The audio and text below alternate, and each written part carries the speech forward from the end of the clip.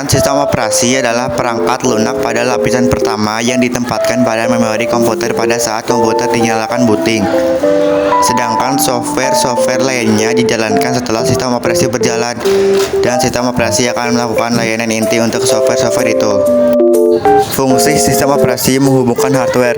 Sistem operasi berperan dalam mengkoordinasikan semua perangkat yang saling terhubung pada gadget dalam waktu yang bersamaan, seperti penyimpanan internal, mouse, speaker, dan CPU. Fungsi sistem operasi mengatur sistem kerja perangkat. Sistem operasi mengatur serta mengontrol semua fungsi perangkat keras yang digunakan, mulai dari CPU, hard disk, memori, dan lain-lain sebagainya. Fungsi sistem operasi mengoptimalkan fungsi sebuah perangkat. Sistem operasi mampu mengoptimalkan kinerja dari sebuah perangkat keras maupun lunak. Sistem tersebut mengatur serta mengendalikan hubungan antara perangkat keras dan lunak agar bisa saling bekerja sama dengan baik. Fungsi sistem operasi manajemen sumber daya komputer. Sistem operasi dapat mengatur waktu sebuah aplikasi yang dijalankan, membagi penggunaan CPU saat aplikasi berjalan bersamaan, memberi akses pada disk, dan lain sebagainya. Jenis-jenis sistem operasi komputer. Jenis-jenis sistem operasi standalone. Sistem operasi standalone dapat digunakan oleh single user maupun multi-user. Sistem operasi ini juga memiliki fitur-fitur yang cukup lengkap dan dapat berdiri sendiri.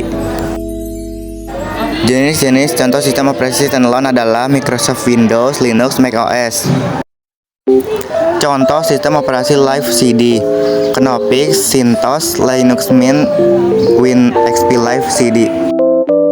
Sistem operasi Live CD. Live CD hanya membutuhkan perangkat CD atau DVD-ROM tanpa perlu menginstal secara permanen di komputer untuk menjalankannya. Sistem operasi ini sangat ringan karena ukurannya yang cukup kecil. Sistem operasi embedded. Sistem ini langsung ditanam di komputer dan tidak bisa berdiri sendiri, memiliki fungsi khusus dan spesifikasi khusus.